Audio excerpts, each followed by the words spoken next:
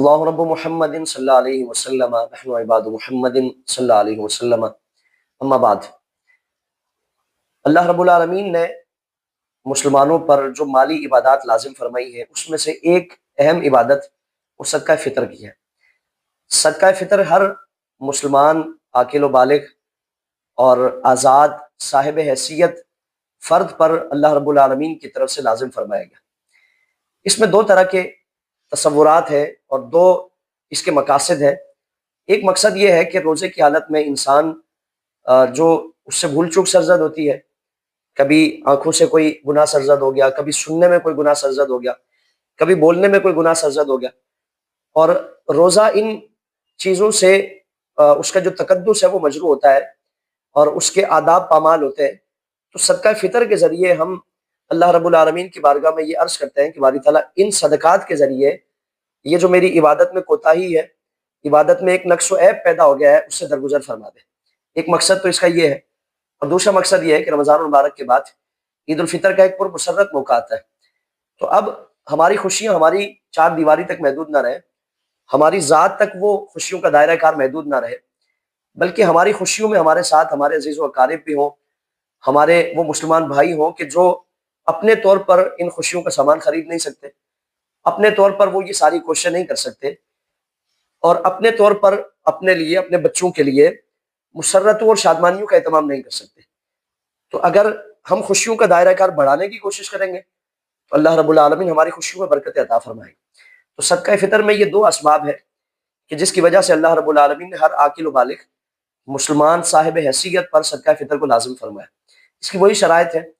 جو زکوٰۃ کی فرضیت کے لیے شرائط ہوتی ہے، لیکن ایک شرط جو جس میں زکوٰۃ اور اس میں فرق پایا جاتا ہے کہ زکوٰۃ کے لیے حولان حول شرط ہے کہ مال پر سال کا گزر جانا یہ شرط ہے، لیکن صدقہ فطر کے لیے اگر صبح صادق کے وقت یعنی عید الفطر کے پہلے دن صبح صادق کے وقت اگر کسی کے پاس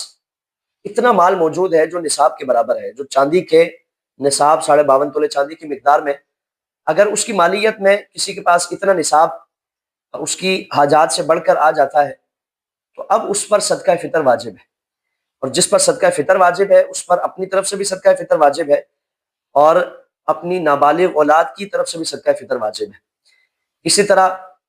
اگر کسی کی بالغ اولاد ہے لیکن معذور ہے تو اب اس پر اس کا بھی صدقہ فطر واجب ہے۔ بالغ اولاد اگر صاحب حیثیت ہے تو اس پر اپنی طرف سے صدقہ فطر واجب ہوتا ہے، لیکن اگر وہ صاحب حیثیت نہیں ہے تو نہ ان پر اپنا صدقہ فطر واجب ہے، نہ والد پر لازم ہے کہ ان کی طرف سے صدقہ فطر ادا کرے گا، اللہ تعالیٰ اسے اجر و ثواب عطا فرمائے گا، لیکن ان پر واجب نہیں ہے۔ پھر اسی کے ساتھ ساتھ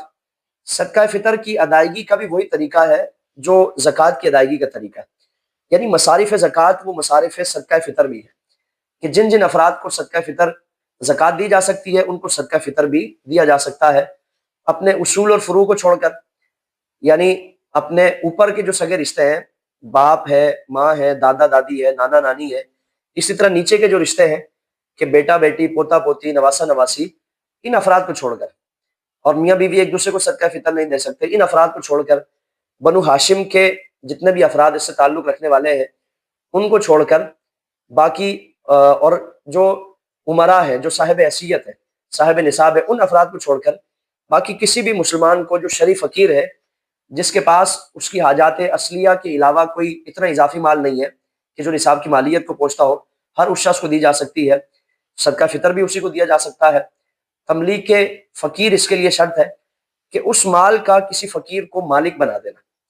کہ ہم نے کسی کو مالک بنا دیا اور صدقہ فطر کی یا زکوٰۃ کی نیت کی تو ہمارا وہ صدقہ ادا ہو گیا۔ اس میں بتانا ضروری نہیں ہوتا، جس طرح ہمارے خاندان میں بعض ایسے رشتے ہوتے ہیں کہ وہ ان سے ایک حساس تعلق ہے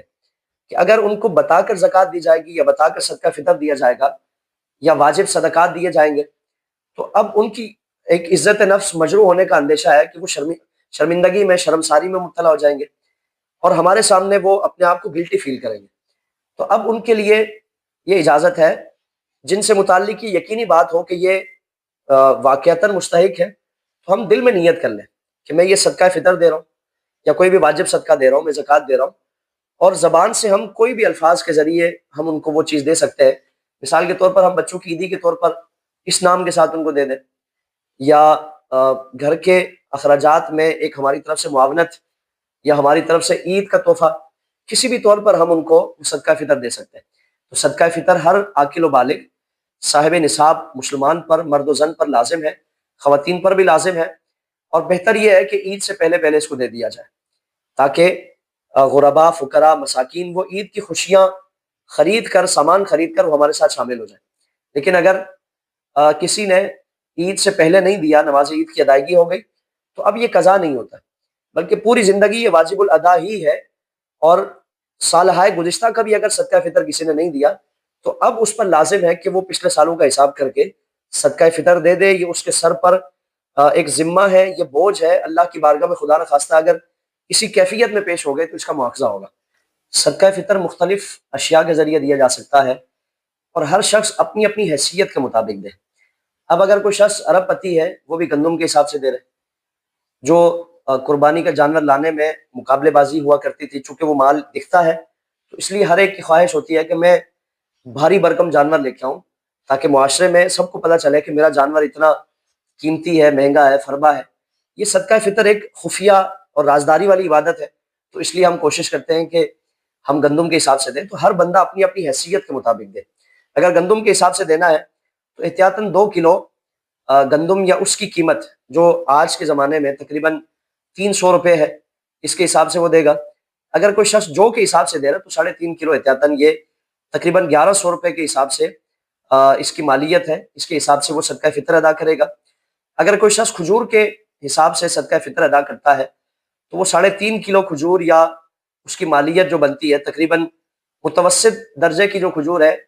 1600 روپے تقریباً اس کی مالیت ہے، اس حساب سے وہ صدقہ فطر ادا کرے گا۔ اور اگر اللہ تعالیٰ نے کسی کو صاحب حیثیت بنایا ہے تو کشمش کے حساب سے دے، جتنا زیادہ دے گا اللہ تعالیٰ اتنا زیادہ اس کو برکت عطا فرمائے گا۔ تو کشمش کے حساب سے 3.5 کلو تقریباً 3000 کے لگ بھگ، 3000 یا اس سے تھوڑا زیادہ کر کے دے دیں۔ تو ان میں سے کوئی بھی صورت اگر کسی پر بھی قدرت ہے، جس کی جو حیثیت ہے اس کے مطابق صدقہ فطر ادا کرنے کی کوشش کرے، تاکہ زیادہ سے زیادہ غربا کا، فقراء کا، مساکین کا بھلا ہو۔ یہ فی کس کے حساب سے، یعنی ہر بندے کے حساب سے اتنا یہ صدقہ فطر لازم ہے، اسی کے مطابق صدقہ فطر ادا کرنے کا اہتمام کیا جائے، اس کی پابندی کی جائے۔ اللہ کریم ہمیں جملہ عبادات مالیہ ہوں، بدنیہ ہوں، اللہ رب العالمین ہمیں ان عبادات کی ادائیگی اور اس کا اہتمام کرنے کی توفیق عطا فرمائے۔ اللہ کریم عمل کی توفیق عطا فرمائے۔ وما علینا الا البلاغ المبین۔